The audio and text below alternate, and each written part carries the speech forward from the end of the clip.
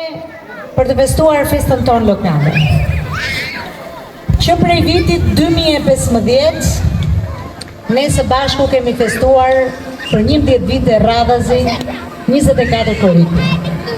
Nga viti në vit jemi përpjekur që të sjellim diçka ndryshe në këtë festë, duke sjell risi, duke sjell emra qytetarësh të cilët janë vlerësuar me emërtime rrugësh, me certifikat në njohje, me titullin e rëndësishëm qytetar nderi, ashtu siç në fakt kemi bërë edhe këtë vit. Sapo kemi përfunduar në ambientet e Hollit të Bashkisë me vlerësimin e 3 qytetarëve, personaliteteve qytetar nderi, të cilët janë disa nga ato personalitete të nderuara që kanë lënë gjurmë në jetën tonë të përbashkët, në vite, në historinë tonë, në komunitetin e Roskovicës. Ku secili prej tyre, në bazë të profesionit, të jetës së vet, kanë arritur që të shkruajnë historinë për veten e tyre dhe për qytetarët e Roskovicës. Por përveç titujve qytetar nderi kemi dhënë edhe emra për vlerësuar personalitete për emërtimin e rrugëve. Një nga këta ka qenë Qemal Kambër Çepele, i cili ka krijuar gjurmët e veta dhe Këshilli i Bashkisë e vlerësoi me një nga emërtimet e rrugëve. Një figurë tjetër e nderuar është Hekuran Nurka, i cili në komunitetin e vet ka lënë gjurmët dhe Këshilli i Bashkisë përsëri vlerësoi me një emërtim rruge. Një tjetër figurë e nderuar është Rushit Hoxha në Vidisht dhe përsëri në bazë të kontributit që ka dhënë dhe gjurmët që ka lënë në jetën e vet, Këshilli i qytetit e vlerësoi me një nga emërtimet e rrugëve. Unë dua të falenderoj dhe zotin Ermir Kumani, i cili me kontributin e tij të thjeshtë ka dhënë disa nga objekte me vlerë për muzeun në qytetit. Janë këto akte dhe vepra shumë njerëzore, shumë të thjeshta, por që krijojnë një kontribut të caktuar në jetën tonë. Gjithashtu, unë dua të përmend 3 figurat e nderuara që u vlerësuan me titullin më të lartë qytetar nderi, zotin Shamet Faria, për tërë kontributin që ka dhënë në jetën e vet, që në fillimet e veta në rininë e tij e derisa më në fund mbylli atë historinë e gjurmëve të lëna dhe Këshilli i Bashkisë së qytetit e nderoi me titullin qytetar nderi. Një emër tjetër, një personalitet tjetër i nderuar është Siku Kola, i cili vlerësohet po për kontributin e dhënë në fusha të ndryshme të jetës shoqërore, si luftën antifashiste, në ngjarjen e çmuar në shpalljen e pavarësisë të Shqipërisë në Vlorë, dhe për këtë gjë Këshilli i qytetit e vlerësoi me titullin qytetar nderi. Gjithashtu një emër dhe i figurë tjetër, një personalitet i shquar është Thanas Kristuli, siç e njohin të gjithë Nasi, farmacisti i shquar, njerëzor, që për vite me radhë ka shërbyer qytetarët Roskovecit në Roskovec me profesionin e tij, por jo vetëm. Unë jam shumë e bindur që Këshilli i Bashkisë së qytetit, pavarësisht emrave që do të jenë në përbërje të tij, do të dinë të vlerësojnë emra të nderuar, personalitete dhe figura të cilët përbëjnë vlerat e komunitetit roskovecar. Më lejoni që në fund fare ta mbyll këtë fjalë se nuk dua t'u bezdis, sepse festa duhet vazhdojë me një lajm shumë të rëndësishëm. Ne e shpallëm Roskovecin dhe festën e tij lokale të 24 korrikut në korrik të vitit 2015. Atëherë ku reforma territoriale e atij viti sapo i kishte shpallur Roskovecin si një bashkim të 4 njësive administrative ose të 4 komunave, për të formuar bashkinë e madhe. Tashmë me kufi të zgjeruar, me 4 njësi të barabartë, me më shumë potenciale ekonomike, me më shumë burime natyrore, dhe atëre për ne sigurisht që ishte një kthim në identitet. Krijimi i Bashkisë së Madhe Roskovec në vitin 2015. Sot, pas 11 viteve, kur kemi hyrë në vitin e 12 të rrugtimit tonë si Bashki e Madhe, me vendimin e fundit me draftin përfundimtar që grupi i deputetëve të Partisë Socialiste ka paraqitur në Parlamentin e Shqipërisë, Roskoveci është propozuar që të mbetet përsëri bashki.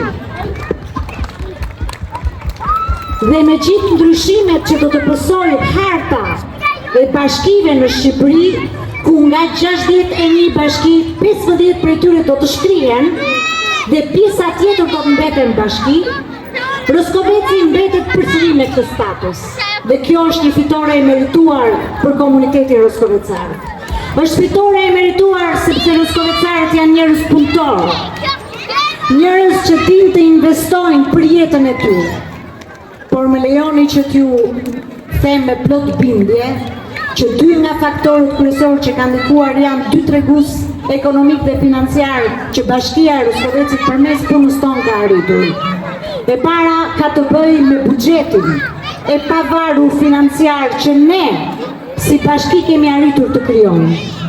Buxheti i Bashkisë Roskovecit ndër vite është më i lartë nga buxheti që marrim nga qeveria. Më shumë se 50% të këtij buxheti ne i krijojmë nga të ardhurat tona. Dhe kemi arritur që të krijojmë një pavarësi financiare. Dhe ky është një tregus shumë i rëndësishëm financiar. Gjithashtu një tregus tjetër ka të bëjë me të ardhurat për frymë, që ne kemi arritur të krijojmë dhe të rendisë Roskovecin në një nga 10 bashkit në vend me të ardhurat më të larta për frymë. Sigurisht që kjo i dedikohet jo vetëm punës që kemi bërë vit pas viti, performancës së mirë që kemi arritur të tregojmë në disa fusha, por gjithashtu edhe punës së madhe që lidhet me fermerët në prodhimin e produkteve bujqësore. Me një atmosferë festive dhe pjesëmarrje të gjerë të qytetarëve u përmbyll mbrëmjen e së premtes edicioni i sivjetshëm i festës tradicionale 24 korriku në Bashkinë Roskovec. Pas 8 ditësh aktivitetesh kulturore, artistike dhe sportive, sheshi i qytetit u shndrua në qendrën e festimeve, ku mijëra banorë dhe vizitorë ndoqën nga afër programin e natës përmbyllëse. Sot jemi në natën finale të festës 24 korriku të qytetit të Roskovecit dhe ne kemi ndarë sot vlerësimet për nxënësit më të mirë të gjithë shkollave të Roskovecit, gati 170 nxënës, nga një për çdo klasë, ata që quhen krenaria e qytetit. Ne zhvillojmë këtë aktivitet për të tretin vit radhësi dhe secili prej tyre vlerësohet me një nga certifikat vlerësimi dhe një trofe të dedikuar për rezultatet më të mira që ta kanë arritur në vitin akademik 2025-2026. Gjithashtu ne sot do të kemi një koncert festiv me muzikë të pasur, muzikë të njohur shqiptare, me këngëtarë me disa nga emrat më të mëdhenj të muzikës shqiptare si Irma Libohova, Frederik Ndoci, Kozma Dushi dhe Liliana Kondakçi, të cilët do të këndojnë dhe do të kënaqin qytetarët roskovecar sot në natën e fundit të festës 24 korriku në Roskovec. Bashkia Roskovec gjithmonë do të punojë jo vetëm për të përmirësuar jetën e qytetarëve vetë në infrastrukturë, në ekonomi, por edhe për t'i kënaqur ata me gjithë aktivitetet kulturore dhe artistike. Mbrëmja nisi me ceremoninë krenarit e qytetit, gjatë së cilës u vlerësuan me certifikata dhe trofe 160 nxënësit më të dalluar të shkollave të Bashkisë Roskovec. Organizatorët theksuan se përkushtimi dhe rezultatet e tyre përbën një shembull frymëzues për komunitetin dhe një garanci për të ardhmen e qytetit. Festimet vijuan me një koncert festiv, ku publiku shijoi performancat e artistëve të njohur të muzikës shqiptare, si Irma Libohova, Kozma Dushi, Frederik Ndoci dhe Liliana Kondakçi, si dhe të artistëve të reja Nikita dhe Dea, të cilat krijuan një atmosferë të veçantë dhe i dhanë një fund dinjitoz festës së qytetit. Ka gjë të bukur të të nderojmë me simbolikat e qytetit. Dhe ky nderim na vjen nga një kryetari që është një zot. Faleminderit shumë, jam mirënjohëse për jetë, për çdo stimul që na jepet, për gjithë karrierën të gjatë që kemi. Tani u për Majlinë, fjalët më të mira në botë. I uroj mbarësi në punën e saj edhe suksese, sepse ajo kudo që të shkojë vetëm energji pozitive do jap. Është e mrekullueshme. Mirëjoje dhe respekt që tregojnë për ne artistët Majlinda dhe ne e falenderojmë dhe jurojmë shëndet dhe mbarësi në punën e saj në gjithë jetën. Gjithë punë që është me grupë. Me gjithë punë bën gruaja më arme, mohtë me bidona. Alla që si simboljatë se mohtë. Do ishte një të kishë dhe bidon naftë. Tramvere aty kra, gallo plot mal, plot modegno petal, galluria era. E tu adulendo tritare, se ami bien mi non sembra.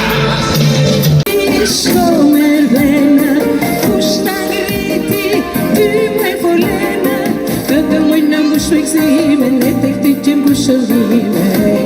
Hey, hey, hey, hey. Këngë moj buqin, këngë moj buqin në mare, e marim të redin e mare, edhe qingat të letën e dërojna, kur bindira të këndojna, Faleminderit shumë.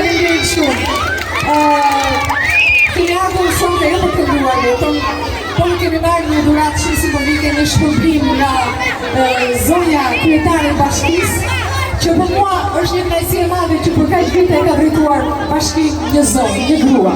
Faleminderit Melina për gjithë të simbolikë të bukur që dhurove dhe për ne artistët. Shpresoj të kënaqeni dhe të uroj suksese edhe në tutje. Një tjetër moment i rëndësishëm i mbrëmjes ishte ndarja e kupës 24 korriku. Trofeu i kampionatit ju dorëzua skuadrës së njësisë administrative Strum, e cila u shpall fituese pas paraqitjes së saj gjatë gjithë garës. Ndërkohë, me çmimin lojtari më i mirë i kampionatit u vlerësua Sebastian Ciapi për performancën dhe kontributin e tij. Me këtë mbrëmje festive u mbyllën zyrtarisht aktivitetet e 24 korrikut, duke lënë pas një edicion të suksesshëm që bashkoi qytetarët në një atmosferë feste, muzike dhe argëtime. Se ta shohësh të sheshin kështu të mbushur plot, ato shkallët nuk kanë më vend, dhe kjo është kënaqësia e madhe që më vjen për i të gjithë bashkëqytetarët duke u kënaqur, duke u gëzuar dhe duke festuar së bashku. Sot është dita e fundit e festës sonë, për 8 ditë kemi qenë së bashku në të shesh, duke festuar bashkë edhe me ngjarjen e bukur që për na vjen shumë keq për ca qytetarë të tjerë, por ja që jemi me fat, çati përqysh kjo punë. Unë dua tani të jap lajmin e bukur të kupës 24 korriku. Cili këtë herë për e pare ka fituar një skuadër ndryshme, apo jo? Dhe dua të jap këtë certifikat vlerësimi për njësinë administrative Strum në shenjë vlerësimi për performancën e shkëlqyer dhe rezultatet e arritura në kampionatin 24 korriku 2026, dhe u shpallur skuadra fituese. Si shprehje vlerësimit për përkushtimin, disiplinën, frymën e ekipit dhe respektimin e parimeve të garës së ndershme. Kemi në një këtu që do vita të riqi qunat fitues. Luftoj të gjithë në skenë. E keni të merituar kupën dhe trofeun e fitores. Bravo, takzoni për lojën e ndershme, plot pasion, por unë jam shumë e bindur që keni një kapiten apo trajner. Redi. Tonë e vova, takzoni për gjithë së bashku, pa përjashtim dhe pa dolim për të gjithë në shpiluar.